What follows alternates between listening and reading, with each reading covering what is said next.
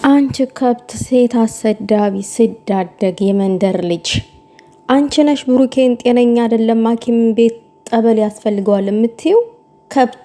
እንደ አንቺ አይነቱ ዘልዛላ ገልቦ ሰጪ ነው ሐኪም ቤት ወይንም ጠበል የሚያስፈልገው። በአንቺ ተበጠበጠ ህይወቱ። የማይፈልገው ህይወት ውስጥ አስገብተሽ ልጁን ያልሆነ ነገር እንዲባል አደረግሽው። በማንንም ቅምጥ ባልቴቶች እዛ ስራ ፈቶሽ ማለት ነው ብዙ ነገር እንዲባል አደረግሽው። ደግሞ ዛሬ መተሽ ጠበል ወይንም ሐኪም ቤት ያስፈልገዋል። አትሰናበችው። ዝም ብለሽ አትሄጂም እንዴ? ወደ መጣሽበት ዝም ብለሽ ሂጂ። ለምን መሰናበት አስፈለገ እንዴ? ውለጅልኝ ብሎሻል። አንቺ እኮ ነሽ አስገድደሽ ምናምን ነገር የፈጸምሽበት። ሰላም ሰላም ውዶቼ፣ ሰላማችሁ ይብዛልኝ በያላችሁበት።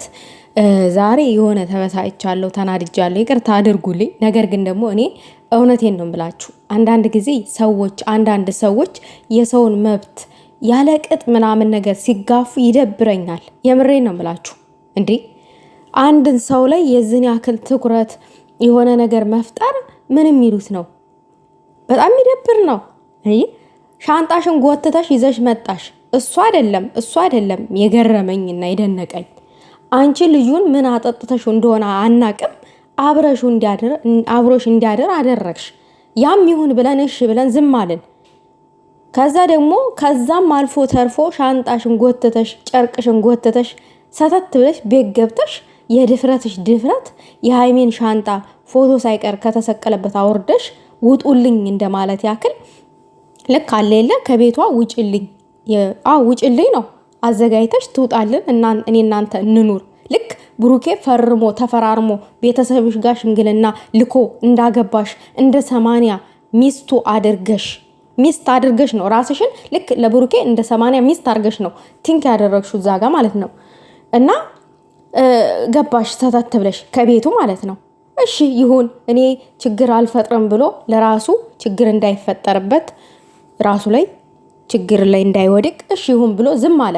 ፈርቶ አይደለም አንጠልጥሎ ልክ እንደ ቦርሳሽ መወርወር አላቃተውም። ያን ዝም ስላለሽ ያቀረበሽ መሰለሽና ያዙ ይልቀቁኝ ማለት። ለምን አትንከባከበኝም እንዴ? አንቺን የሚንከባከብሽ ማን ስለሆንሽ ነው? ፈርሞ እኮ አላገባሽም። አይሽ ተፈራርመው የሴት ወይዘሮች ተፈራርመው አግብተው ቤተሰብ ፈቅዶላቸው ተጋብተው ሲያረግዙ ባላቸው ሲንከባከባቸው አይሽ ወጉ ያቅርብኝ ድረስ ነው አይደል እያልሻለሽው። አንቺ እኮ ከመንገድ ነው ያረገሽው። ከመንገድ ነው እንዴ?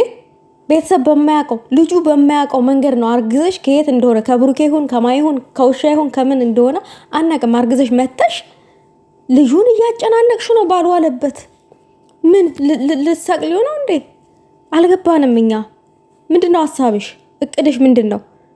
ራስሽ ነይ ሳይልሽ ራስሽ ጨርቅሽን ጎተተሽ ቤት ድረስ መጣሽ አይደለ? ስለዚህ ሰው በመጣበት መንገዱ አፉን ብስ አድርጎ ወደ ቤተሰቡ በጤና ምልስ ነው ማለት ያለበት።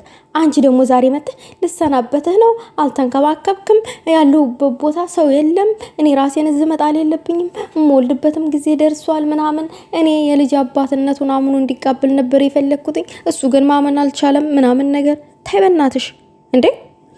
ሲያስረግዝ ያላወቀ እንዴት ነው ዛሬ ልጅ ተወልዶ ይሄ ያንተ ነው ሲባል ሊያምን የሚችለው? እንዴት ነው ሊያምን የሚችለው? ከምድር ተነስቶ ልጅን ያክል ነገር የኔ ነው ብሎ የሚቀበለው እንዴት ነው? አንቺ እኮ በፍቅር እንኳን አልያሹም። በፍቅር እንኳን ብትዩ እንደው ልጁ እንኳን የሱ ባይሆን ሰፖርት ሊያደርግ ይችላል ይሄ ልጅ። አንቺ እኮ በእልህ ነው በጠብ ነው ያሹ። በጠብ ነገሩን በጠብ ነው ለማሳመን የሽበት ርቀት። ካም ዳውን ሴትዮ ምን ሆነሽ ነው እንዴ? የመንከባከብም ግዴታ የለበትም። ቤቱም የማኖር ግዴታ የለበትም። በግድ የሚሆን ነገር የለም። እኛ ሴቶች ራሳችንን ካልጠበቀን ራሳችንን የምንወድቅበትን ቦታ ለይተን ካላወቀን አረ ልትወድቁ ነው፣ ገደል ልትገቡ ነው፣ ተመለሱ የሚለን ሰው የለም። ዛሬ ሁሉም ራስ ወዳድ የሆነበት ጊዜ ዘመን ላይ የመጨረሻው ዘመን ላይ ደርሰናል። የምሬን ነው የምላችሁ። ማንም ለማንም ማዘን አቁሟል። የእናታችሁ ልጅ እንኳን አያዝንላችሁም ያለንበት ጊዜ ውዶቼ። የምሬን ነው የምላችሁ። ራሳችሁን በቻላችሁት መጠን ውደዱት፣ ፍቅር ስጡት፣ ለራሳችሁ ጊዜ ስጡ እንጂ ይቺ ሀለሌ በግድ ይታዘንልኝ፣ በግድ ዘኑልኝ። ምን ብለን እንዘንልሽ እንዴ? እንደ ሰውኛ እኮ ተቸግረሽ ሰው ጥቃት ወንጀል አድርሶብሽ ብትመጪ እሺ፣ አንቺ እኮ አመጣጥሽ የልጆቹን ህይወት ለመበጥበጥ ለማጣላት ተልኮ እንዳለው ሰው እኮ ነው የመጣሽው። ይሄንን እንዴት ልናዝንለት እንችላለን? የተዋደደ ሰው መሃል ገብቶ ድንገት ተነስቶ እሱ በማያውቀው መንገድ እኔ ካንተ ነው ያረገዝኩት ማለት ልክ ያንን ሰው ህይወት እንደ መበጥበጥ ነው። እንደዛ ነው፣ እኔ እንደዛ አድርጌ ነው የወሰድኩትኝ። ስለዚህ ተከበሪ። ዲኤን የሚባል ነገር አለ። ልጁ ይመረመራል። ከዛ በኋላ የምትወሰኑትን ውሳኔ ይወሰናል። ለምን አልተንከባከብከኝም ምናምን ግዴታ የለበትም። አንቺ እንኩቶ ግዴታ የለበትም። ፈርሞ አላገባሽም። ገባሽ?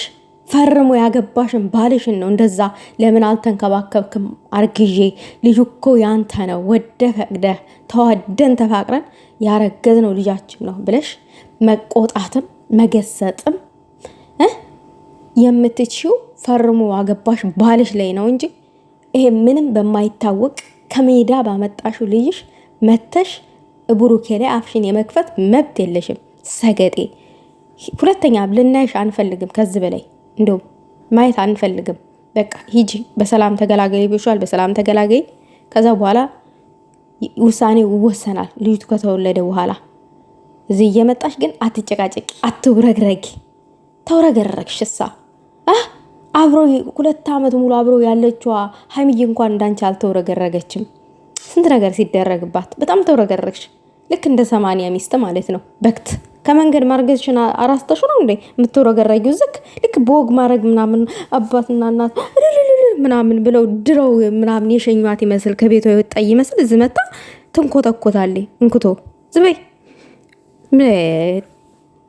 ምን አይነታናት ቻሰዳቢ ፋግሎ በግድ ዘንልኝ እንጂ በግድ ምናምን ብለሽ እሙሙሽን ሰጥሽ። አሁን ደግሞ በግድ ምናምን ይታሰብልኝ ዲና